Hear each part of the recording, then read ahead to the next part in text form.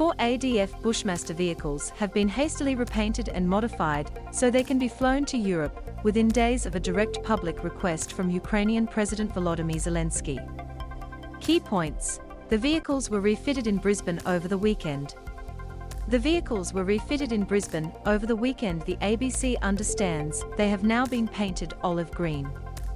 The ABC understands they have now been painted olive green.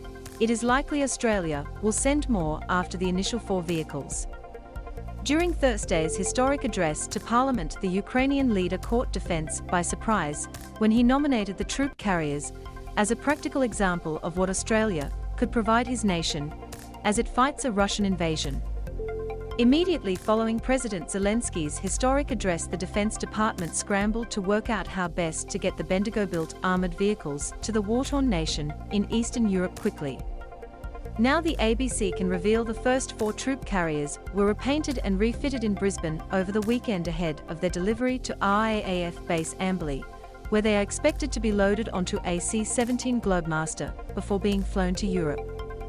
A RAAF Globemaster can carry up to 4 Bushmasters on board at any one time, but it is understood the ADF is also examining whether some of the vehicles used by the Dutch military could be given to the Ukrainians as well. During the Afghanistan war, the Bushmaster was credited for saving the lives of Australian soldiers, with the Dutch government buying more than 100 of them. The UK Defence Force is believed to operate around 20 of the vehicles. Last week, Prime Minister Scott Morrison declared Australia would meet President Zelensky's request by not just sending our prayers, we're going to be sending our armoured vehicles, our Bushmasters, as well, and we'll be flying them over on our C-17s. Appearing before a Senate Estimates hearing on Friday, the Defence Department's head of land systems, Major General Andrew Bottrell, indicated that the ADF was preparing to send more than 4 Bushmasters to Ukraine's military.